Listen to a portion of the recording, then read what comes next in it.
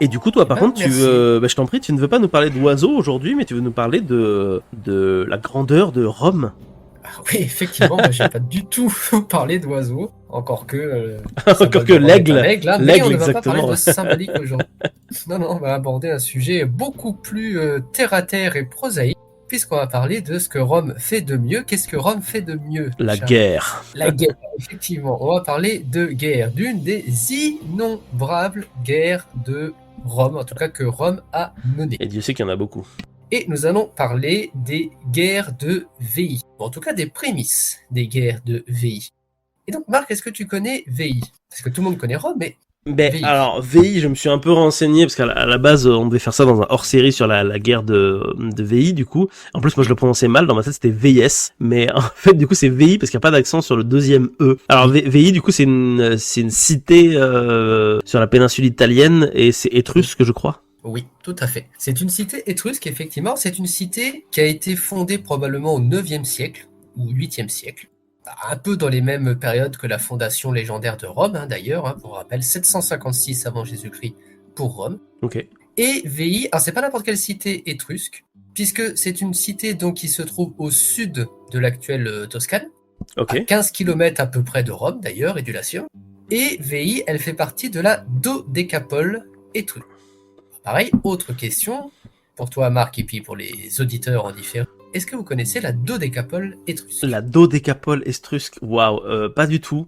J'ai envie de tricher et de dire que les Étrusques ont deux capitales. Ouais. Et du coup, bah, c'est une des deux capitales. Je bluffe complètement, j'en sais Alors, rien. c'est presque ça, effectivement, ça correspond à un chiffre, Ok, puisque donc Paul pour police et puis dodéca pour un chiffre, sauf que dodéca, donc c'est un terme latin qui vient de duodécime, donc ok. 12. 12, ok. Et du coup, la dodécapole étrusque, c'est les 12 cités étrusques. Ok, Donc, c'est un rassemblement de 12 grandes cités étrusques qui dominent un vaste territoire qui correspondrait aujourd'hui à la Toscane, mais aussi à l'Émilie-Romagne, ok, et un peu aussi une petite partie de la région de Venise. Et ces 12 cités étrusques sont Cerveteri, Tarquinia, Volsci, Volsini, Vetulonia, Clusium, ok, Perusia, Arretium, Crotone, Volterra, Fiesole et bien sûr Veii. ok. Et j'ai j'ai- Alors, j'ai une question débile, je peux te la poser? oui, bien sûr, Moi, vas-y. je connais pas grand-chose. Et les Étrusques, ils parlent latin ou pas? Alors non, les Étrusques, normalement, ils parlent étrusque. Ok, donc c'est... En fait, les Étrusques, c'est un peu le peuple italien qui a dominé, alors non pas toute l'Italie, mais le nord de l'Italie, au moins entre le allez, 10e et 7e, 6e siècle avant Jésus-Christ. Ok. Grosso modo, hein, avec des très très grosses bornes Des gros sabots de chronologiques. borne. Ok. Et les Étrusques, en fait, c'est les premiers, enfin en tout cas les premiers, les plus connus qui ont profité de l'influence culturelle des Grecs ainsi que des Phéniciens. Ok, d'accord.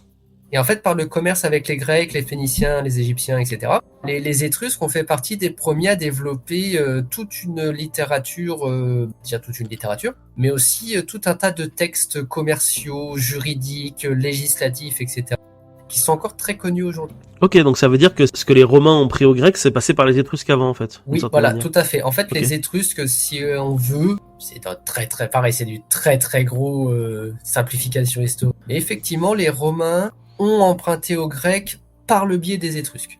Ok. Du coup, Et les Romains ont une organisation sociale et politique, et une manière de voir le monde qui est très proche en fait de celle des Étrusques, si parce on qu'ils la regarde bien. ils sont à la frontière, hein, quand je regarde la carte, Oui, tout à fait. c'est vraiment ça. Du coup, ça veut dire que Rome, c'est vraiment un outsider, d'une certaine manière. Oui, bah oui, alors surtout que Rome a été pendant un petit moment, mais en tout cas a été pendant un moment sous influence étrusque. Ok, d'accord. Notamment parce que Rome, avant d'être une république, c'était quoi, Marc? C'était une royauté. Il y avait un roi et il y C'était a un des une... rois, c'est Tarquin le Superbe. Tout à fait. Les C'est trois derniers rois de cours de Rome collège. sont de la dynastie des Tarquins. Ok. Tarquin l'Ancien, je sais plus le deuxième, et Tarquin le Superbe. Et ces trois rois-là étaient d'origine étrusque. Ok, c'est des Et Étrusques donc alors. Rome, même si elle ne faisait pas directement partie de la Ligue étrusque, hein, de la fédération étrusque, a quand même eu une royauté étrusque qui a été plus ou moins sous influence directe Ok. des Étrusques. La dernière petite chose à savoir sur cette dodécapole étrusque, hein, c'est que c'est une cité, il y a une alliance militaire, commerciale évidemment, mais elles sont toutes autonomes les unes des autres. Ok. Et ce qui fait, et ça c'est important à comprendre, c'est que lorsqu'une cité, cette dodécapole, mène une guerre, les autres cités vont pas forcément se mêler à la guerre. Ah ok, c'est plus une sorte de... S'il y a un appel à l'aide, si les intérêts de toute la confédération étrusque sont menacés, là oui, il peut y avoir une espèce Ouais. de sentiment patriotique étrusque qui se lève. J'avoue complètement. Hein. L'idée, ouais, c'est que les différentes cités gèrent un petit peu leur territoire, leur politique de leur côté. Et de temps en temps, il y a des décisions qui peuvent être prises à l'échelle de la dodécapole et de la confédération. C'est ce que j'allais dire, ouais, Mais c'est c'est pas un ce peu qui comme arrive une le plus souvent. confédération ou un peu comme la Ligue de Corinthe, quoi. C'est... Exactement. Si t'as un ennemi C'est là extérieur, aussi tu te où on démerdes, voit mais par contre, ouais. L'influence la grecque, quoi. proximité avec le monde grec, c'est effectivement c'est que chaque cité mène un petit peu sa politique comme elle le veut et que les alliances qui les lient entre elles se font à certains niveaux mais pas à d'autres. Et qu'il y a des questions où au contraire la confédération n'a rien à voir là-dedans et c'est la cité elle-même qui prend ses décisions pour son territoire. Ok. Enfin voilà. Et donc, comment que se fait-il que Rome et Veii se soient foutus joyeusement sur la tronche au 5e siècle avant Jésus-Christ? En fait, c'est plutôt simple. Alors déjà, on va présenter les deux cités et tu vas le comprendre, Marc, et vous allez vite le comprendre. Qu'est-ce qui a pu faire que les deux en sont venus à s'affronter? Alors tout d'abord, on va prendre Rome. Ouais. Tout le monde connaît Rome, hein, tout va bien. Donc Rome, la cité des 7 collines. Rome qui est très judicieusement située sur un fleuve, lui aussi extrêmement célèbre, qui se nomme... Le Tibre. Oui, le Tibre, exactement. Et alors, il y a une chose à savoir, c'est que le Tibre, c'est dans l'Antiquité et même très longtemps dans l'histoire italienne, un peu comme nos fleuves en France, c'est l'autoroute commerciale du centre de l'Italie. Il y a énormément de marchandises de différents peuples, alors les Étrusques, les Latins, les Volsques, les Sabins, tous ces peuples du centre de l'Italie, et j'en oublie, les Ombriens aussi, vont utiliser le Tibre pour des échanges commerciaux et surtout pour rejoindre la mer Tyrrhénienne. Et puis la Méditerranée un peu plus loin. Et donc Rome est située pratiquement à l'embouchure du Tibre, hein, pas très pareil, il y a une dizaine, quinzaine de kilomètres de la mer Tyrrhénienne. Rome donc s'établit sur au départ une colline, puis les 7 environnantes, hein.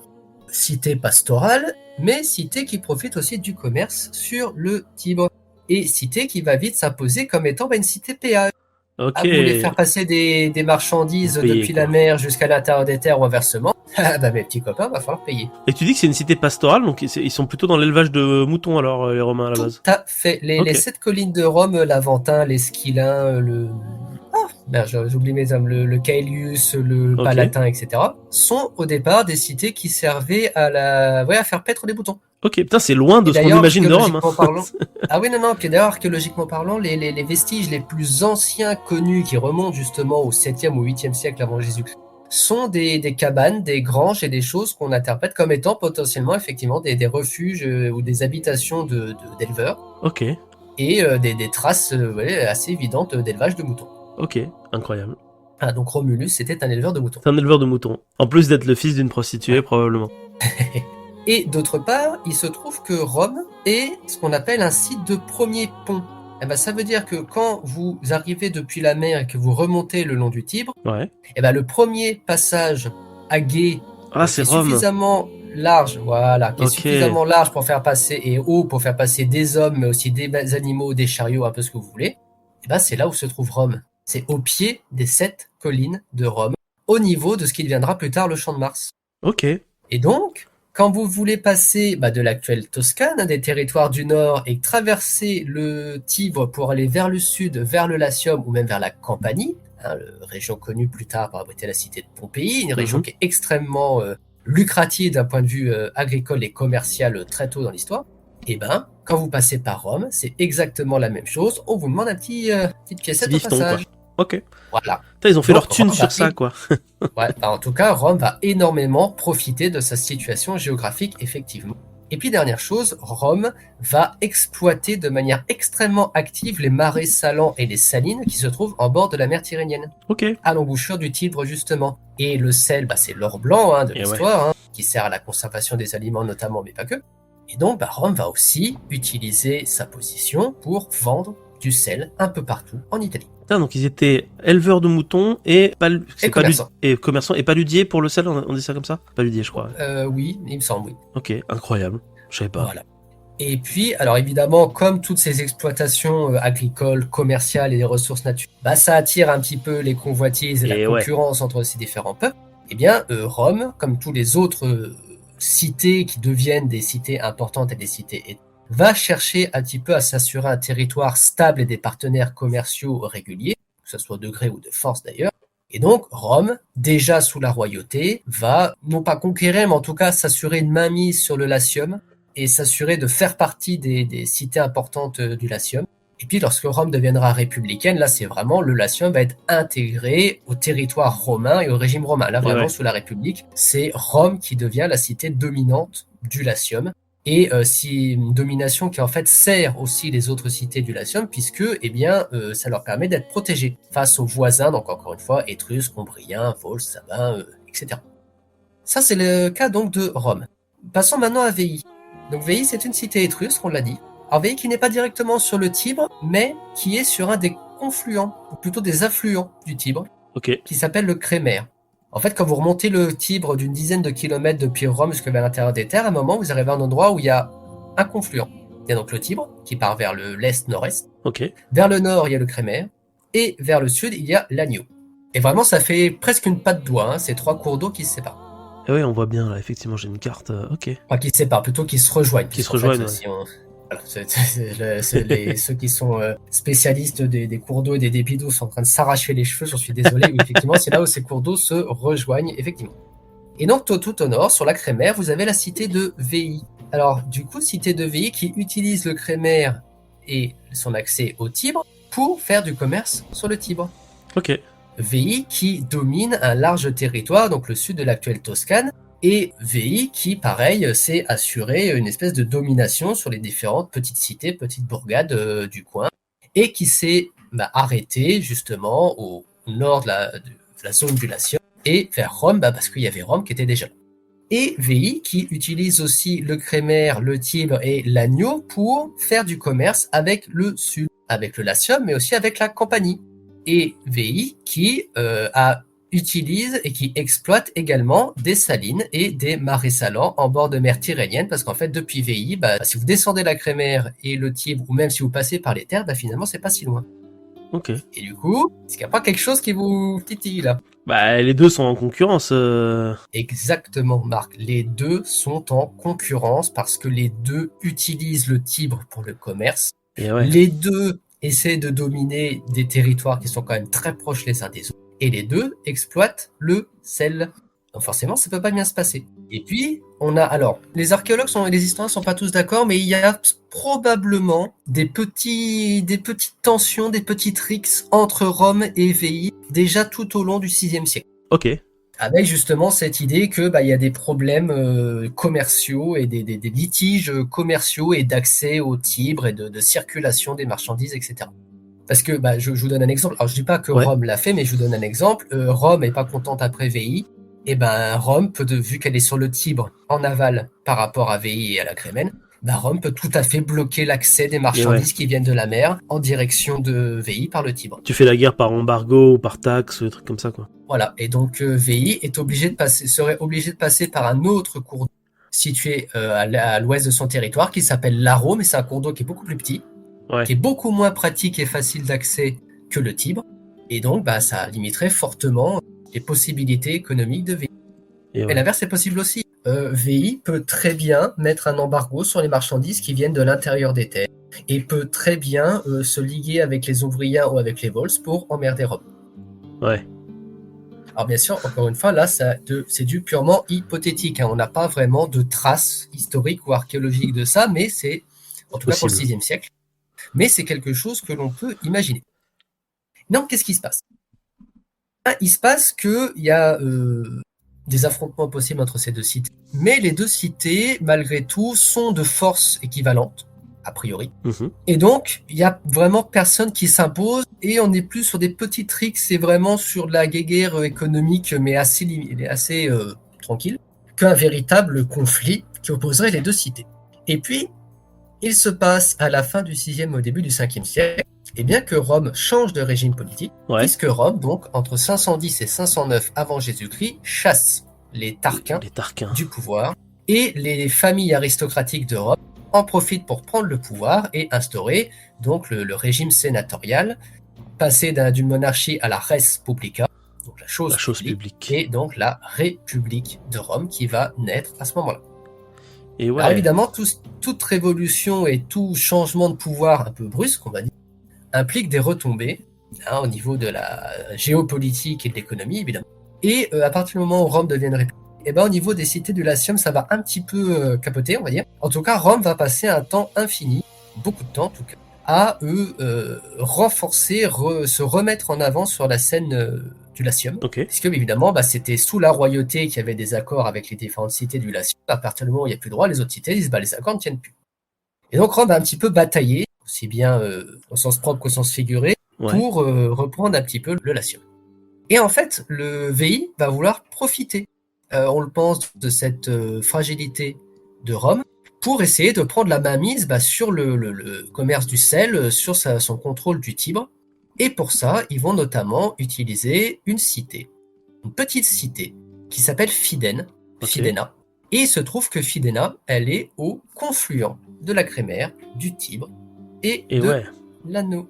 Et c'est étonnant que Fidenae a pas L'Anneau. été hyper pété de thunes, parce qu'elle c'est elle qui est au milieu de tout. Eh ben non, oui, étonnamment, c'est resté une petite cité secondaire, alors qui avait sa, comment dire, sa classe dirigeante et tout, mais une petite cité qui a toujours été sous l'influence directe de VI. Ok, Et malgré sa proximité avec Rome et le Latium, non, Fidène, c'est toujours une cité qui a été en très très très bon terme avec les Étrusques et qui a toujours été sous la protection de VI. ok. Et donc, VI veut utiliser Fidène pour servir d'avant-poste, si tu veux, commercial sur le Tibre et s'assurer sa mainmise sur cette partie-là du Tibre. Et du coup, Rome, ça va pas trop y plaire. Rome va terminer de se remettre un petit peu d'aplomb au niveau du Latium. Et puis, au début du 5e siècle, donc vers 480, entre 499 et 496 avant Jésus-Christ, Ok. va y avoir une première guerre entre Rome et VI. Ok. L'idée, justement, c'est que Rome va reprocher à VI cette mainmise sur le Tibre, ces blocages économiques. Et donc, Rome va militairement essayer de prendre le contrôle de la région de Fidène et Ah ouais. également d'une partie de la Crémaire un peu plus au nord. Alors, bien sûr, VI va s'y opposer. Bah, tu m'étonnes. Les deux armées vont s'affronter. Et il se trouve que cette première guerre, elle va se solder alors par un statu quo, parce que, en fait, Rome va perdre une bataille. Ah ouais, ok.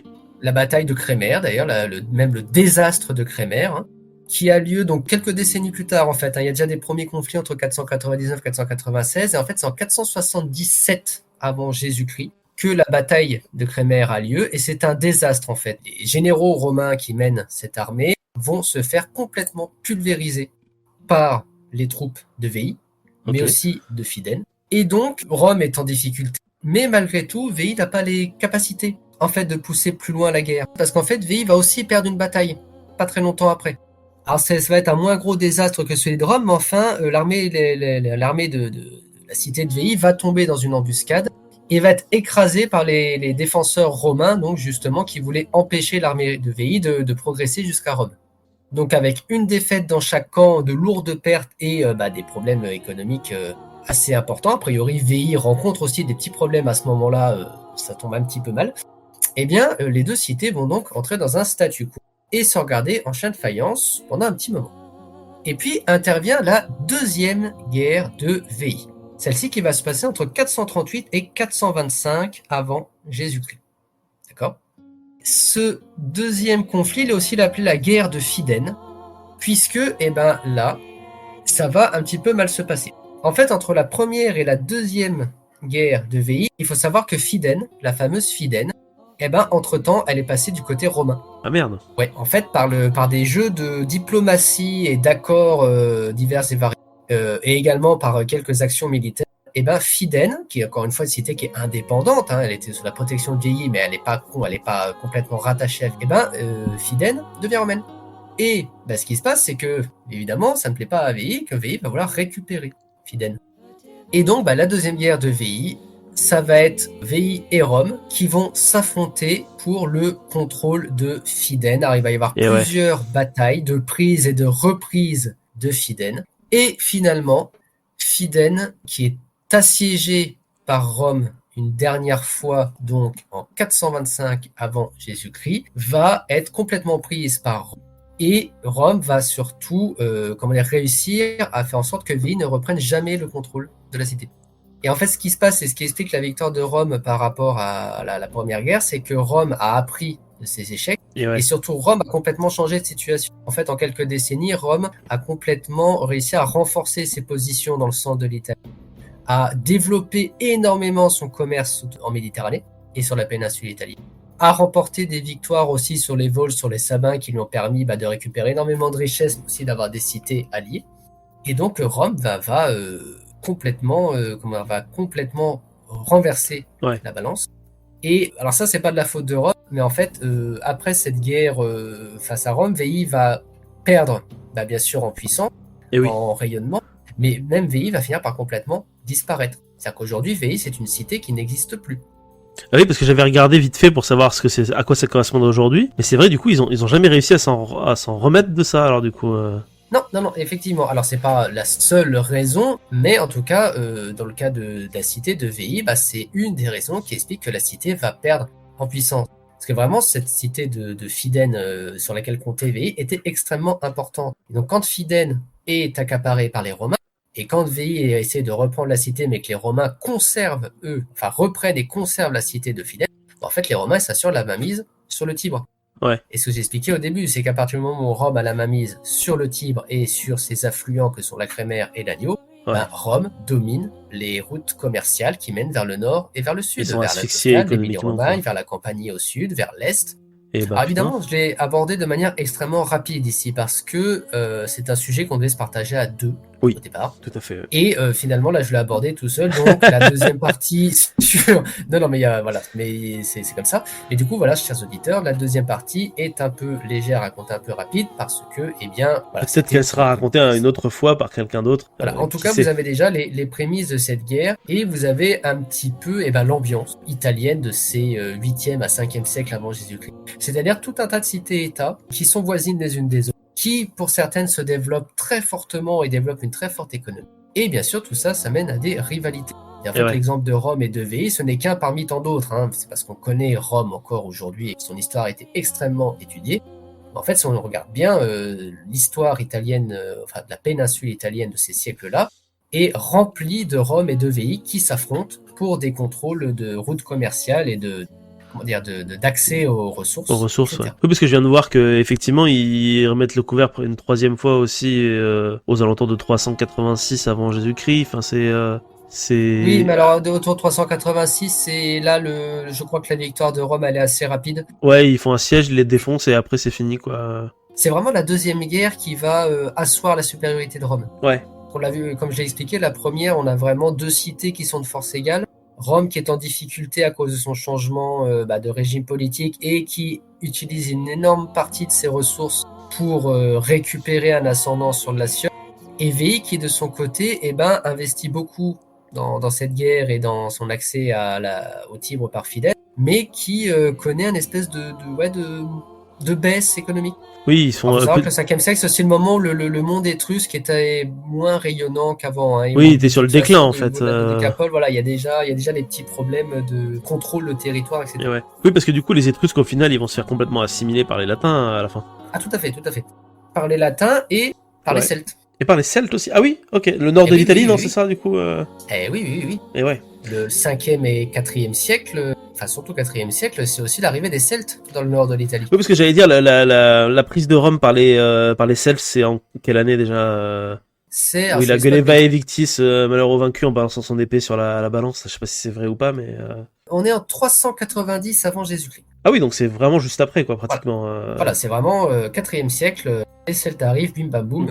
Ils mettent tout le monde d'accord en mode, oh les gars, juste, ça suffit. Mais de toute façon, les Celtes arrivent sur des territoires où déjà la grande influence étrusque est déjà un petit peu passée. Ouais. Et ils finiront par se faire taper dessus aussi de toute façon par les Romains à un moment donné ou un autre, quoi. Oui. Ça a peut-être rien à voir, là, je digresse un peu, mais pourquoi est-ce que les Celtes n'ont pas gardé Rome, du coup, après qu'ils l'aient pris, ils sont barrés juste ? Ah, ils se sont juste barrés. Ils sont juste venus pour le fric, quoi. Mais en fait, c'est exactement ça. En fait, ils étaient surtout intéressés par les territoires, a priori, vraiment de la plaine du Pô et du nord de l'Italie. Et en fait, s'ils poussent jusqu'à Rome, c'est parce que Rome intervient militairement au départ pour protéger ces territoires. Et ouais, c'est pour donner une leçon, quoi, en fait. Parce que ces territoires-là sont déjà des territoires, alors soit qui sont des alliés ou des clients de Rome.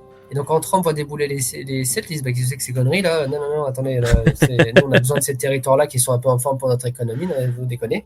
Et, Rome va se faire complètement balayer par les troupes celtes, et c'est le célèbre, bon là, on change de sujet, mais c'est le célèbre Brennus, qui va poursuivre et pousser ses raids. Et, Rome qui est assiégée et pillée en 390 avant Jésus. C'est la même histoire avec les oies qui ont permis aux Romains de se réveiller. Ok, mais ça n'a pas servi à grand chose parce qu'ils sont quand même fait défoncer. C'est les oies du Capitole qui se réveillent en pleine nuit alors que les troupes de Brennus essayent d'escalader les pentes du Palatin. Et le réveil des oies permet aux défenseurs de la ville d'avoir l'alerte en fait et de défendre le Palatin face aux troupes de Brennus. Et d'ailleurs, si Brennus il ne conduit pas plus loin le siège, c'est aussi parce que il faut payer ses troupes, il faut les nourrir, etc. Oui, ouais. Et donc même s'il obtient la reddition de Rome et énormément de richesses à ce moment-là, malgré tout, Brennus n'est sans doute pas resté aussi parce que pas de quoi nourrir son armée. Quoi. Ouais, c'est plus une victoire symbolique qu'une victoire décisive, quoi, en fait. Un peu, ouais. D'une certaine manière. Ok. Bah super, c'était hyper intéressant, Seb. Moi j'adore entendre parler de cette antiquité peu connue, parce que c'est vrai que Rome, on en fait toujours des caisses sur l'Empire et tout, mais l'antiquité italienne républicaine et anti-républicaine est aussi hyper intéressante, je trouve, et malheureusement peu connue, donc c'est avec plaisir qu'on te réaccueillera pour parler de Celtes, d'Étrusques et de tout ce que tu veux qui vivait en Europe occidentale à ces époques-là. Si ce petit instant passé en notre compagnie vous a plu et que vous avez envie d'en passer d'autres avec nous, eh bien n'hésitez pas à vous abonner, mettre un petit pouce bleu, partager la vidéo ou encore nous suivre sur les réseaux sociaux. Sachez que vous pouvez aussi écouter cet épisode dans son entièreté et pour cela vous n'avez qu'à vous rendre dans la description de la vidéo. Je vous dis à très bientôt pour à nouveau écouter un petit peu de tout et surtout un petit peu de rien.